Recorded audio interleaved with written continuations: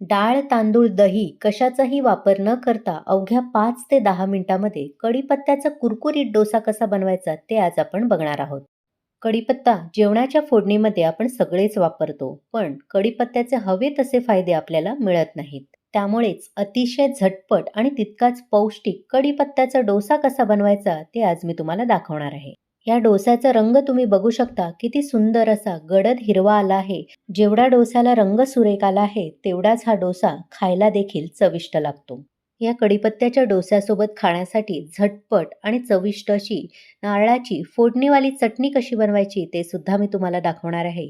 चला तर मग लगेचच पाहूया आरोग्यवर्धक कढीपत्त्याचा डोसा कसा बनवायचा. नमस्कार, मी प्रेषिताच किचनमध्ये तुम्हा सर्वांचे पुन्हा एकदा खूप खूप स्वागत करते. डोसा बनवण्यासाठी सर्वात आधी इथे मी ताजी कढीपत्त्याची पानं घेतली आहेत. ताजी आणि कोवळी अशी कढीपत्त्याची पानं आपल्याला लागणार आहेत. रोजचं जेवण करताना फोडणीमध्ये कढीपत्त्याची पानं आपण सगळेच वापरतो, पण ती सुद्धा अलगद बाजूला काढली जातात. फार असे फायदे त्याचे होत नाहीत. कढीपत्त्यामध्ये भरपूर प्रमाणात अँटीऑक्सिडंट, खनिजे, जीवनसत्व ए, बी, सी आणि ई हे मुबलक प्रमाणात असतात. कढीपत्त्याच्या नियमित सेवनामुळे आपले वजन देखील कमी होते, त्याचप्रमाणे केसांच्या समस्या देखील दूर होतात.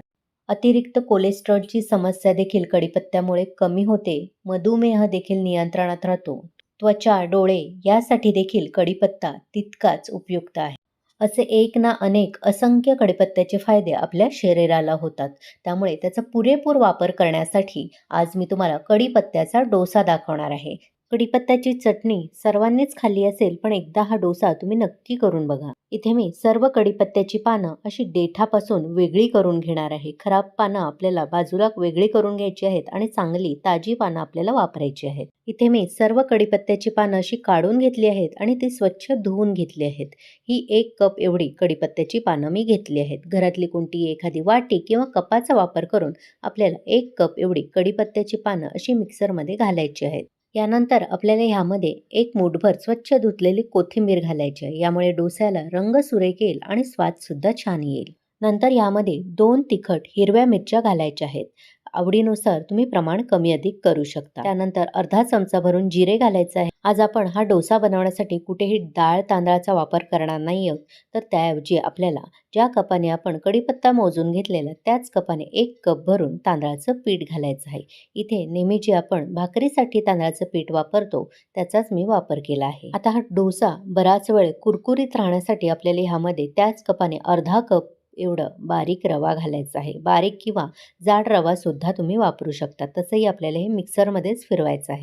त्यानंतर ह्यामध्ये 1 मोठा चमचा भरून बेसन घालायचं आहे. यामुळे डोस्याला खमंगपणा छान येतो. आणि सर्वात शेवटी पिठाच्या हिशोबाने चवीप्रमाणे मीठ घालायचं आहे. आता यामध्ये सुरुवातीला आपल्याला 1 कप भरून पाणी घालायचं आहे. नंतर लागेल तसं आपण पाणी घालणार आहोत, पण सुरुवातीला कपभर पाणी घालून हे मिक्सरला चांगलं आपल्याला फिरवून घ्यायचं आहे. सर्व जिन्नस मी इथे मिक्सरला फिरवून घेतले आहे. तुम्ही बघू शकता कसं घट्टसर हे मिश्रण आहे. त्यामुळे यामध्ये आणखीन अर्धा कप भरून आपल्याला पाणी घालायचं आहे आणि एखाद्या चमच्याच्या मदतीने हे सर्व जिन्नस आपल्याला पाण्यामध्ये असे वर खाली करून घ्यायचे आहेत. म्हणजे पीठ एका बाजूला बसणार नाही. आणि पुन्हा एकदा मिक्सर चालू करून आपल्याला याची गुळगुळीत अशी पेस्ट तयार करायची आहे. मिक्सरला फिरवून घेतलेलं डोस्याचं मिश्रण एका बाउलमध्ये मी काढून घेणार आहे. बघू शकता कशी गुळगुळीत पेस्ट तयार झाली आहे. आता एखाद्या पळीच्या मदतीने आपल्याला हे सर्व मिश्रण व्यवस्थित एकजीव करून घ्यायचं आहे आणि त्याची कन्सिस्टन्सी चेक करायची आहे. नेहमी आपण जसे डोसे बनवतो त्याचप्रमाणे आपल्याला ही कन्सिस्टन्सी ठेवायची आहे. फार जास्त घट्ट ठेवायचे नाही किंवा फार जास्त पातळ ठेवायचे नाही. मला थोडीशी कन्सिस्टन्सी इथे घट्ट वाटत आहे, त्यामुळे आणखीन थोडंसं यामध्ये मी पाणी घालणार आहे. फक्त 2 मोठे चमचे पाणी मी मिक्सरला घातलेलं आणि तेच मिसळून पुन्हा यामध्ये एकजीव करून घेणार आहे. फार जास्त घट्ट नको आहे आपल्याला, अशी सरसरीत कन्सिस्टन्सी हवी आहे. इथे पळीवर तुम्ही बघू शकता फार जास्त पातळ किंवा फार जास्त जाड असा थर आलेला नाही, तर मध्यम असा थर येईल इतकं आपल्याला मिश्रण सरसरीत ठेवायचं आहे.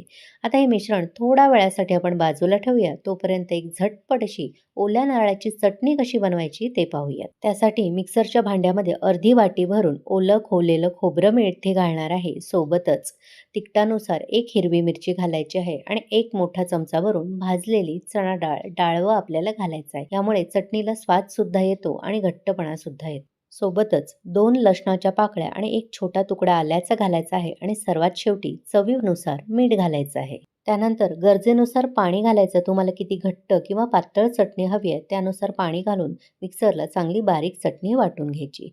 आता ही चटणी एका बाउलमध्ये मी काढून घेणार आहे. ही चटणी तुम्ही नुसतीही खाऊ शकता, पण आज या चटणीवर मी फोडणी देणार आहे. त्यासाठी कढल्यामध्ये 1 चमचा तेल कडकडीत गरम करून घेतलं आहे. त्यामध्ये चमचाभर मोहरी, सुकी लाल मिरची, कढीपत्त्याची पानं आणि पाव चमचा हिंग घालायचं आणि परतून घ्यायची. लगेचच ही फोडणी आपल्याला या चटणीवर ओतून घ्यायची आहे. इथे आपली झटपट आणि चविष्ट अशी नारळाची चटणीसुद्धा तयार आहे. आता लगेचच आपण डोसे बनवून घेऊया.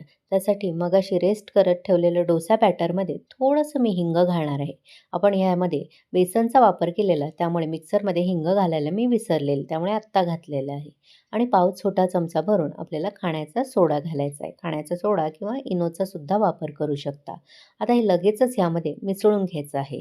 खाण्याचा सोडा घालणं किंवा न घालणं तुमच्यावर आहे. नाही घातलात तरी देखील तितकेच सुंदर हे डोसे तयार होतात.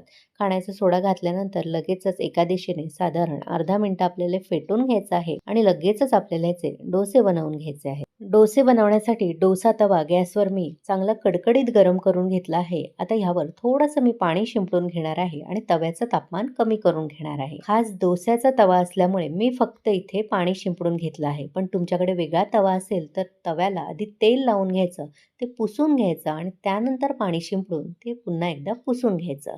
आता आपण जे तयार केलेलं डोस्याचं मिश्रण आहे त्यामधलं 1 ते 2 पळी मिश्रण तव्याच्या बरोबर मध्यभागी घालायचं.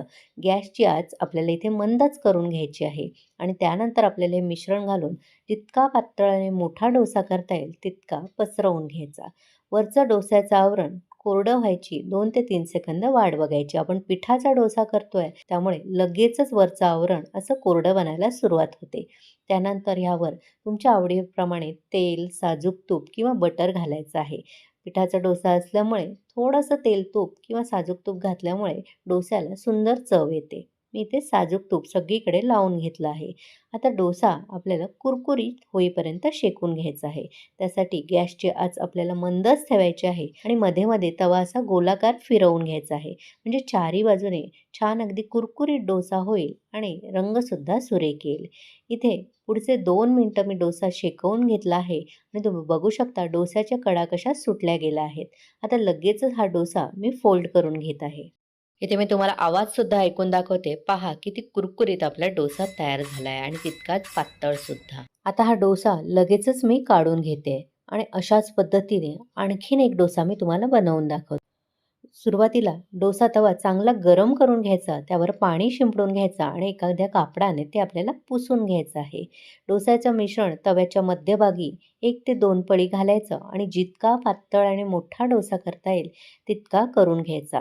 गॅसची आच आपल्याला डोसा घालता वेळेस मंदच ठेवायची आहे. त्यामुळे डोसा व्यवस्थित पसरवता येतो. डोस्याच्या मध्यभागापासून सुरुवात करून हळू-हळू गोल-गोल फिरवत डोसा यायचा आहे आणि जितका मोठा आणि पातळ करता येईल तितका करून घ्यायचा. गॅसची आच आपल्याला मंदच ठेवायची आहे. डोस्याचं वरचं मिश्रण थोडंसं कोरडं झालं की आवडीनुसार तेल, बटर किंवा साजूक तूप घालायचं आणि तवा असा गोलाकार मध्ये-मध्ये फिरवून डोस्याच्या कडा सुटेपर्यंत डोसा शेकून घ्यायचा आहे. इथे बघू शकता दुसरा डोसासुद्धा तयार झाला आहे आणि ह्या डोस्याचा आवाजसुद्धा मी तुम्हाला ऐकून दाखवते. बघू शकता किती कुरकुरीत हा सुद्धा डोसा तयार झाला आहे. आता हा सुद्धा डोसा मी लगेचच काढून घेते. तुम्हाला माझी आजची रेसिपी कशी वाटली? आवडली असेल तर एक लाईक करा. जास्तीत जास्त लोकांना शेअर करा. प्रेषिताच किचनला सबस्क्राईब करायला विसरू नका. सोबतच नोटिफिकेशनचं ऑलचं बटन दाबा जेणेकरून माझ्या अशाच सर्व रेसिपी तुम्हाला लगेचच पाहता येतील. आज मी तुम्हाला जे प्रमाण सांगितलं आहे त्या प्रमाणामध्ये 8 ते 9 मोठ्या आकाराचे डोसे तयार होतात. इथे मी गरमागरम कढीपत्त्याचे डोसे असे सर्व्ह करून घेत आहे आणि सोबत खायला फोडणीवाली नारळाची चटणी सुद्धा. हा डोसा मी तुम्हाला उघडून सुद्धा दाखवते. रंग बघू शकता किती सुरेख आला आहे. टेक्स्चर, रंग आणि चव सुद्धा इतकी अप्रतिम येते की तुम्ही पुन्हा पुन्हा कराल. मी सांगितलेल्या पद्धतीने तुम्ही सुद्धा असं कढीपत्त्याचा डोसा करून बघा आणि कसा झाला ते कमेंट करून मला नक्की कळवा. चला तर मग पुन्हा भेटू अशाच नवनवीन रेसिपी, भरपूर टिप्स आणि अचूक प्रमाण असलेल्या रेसिपीसह. धन्यवाद.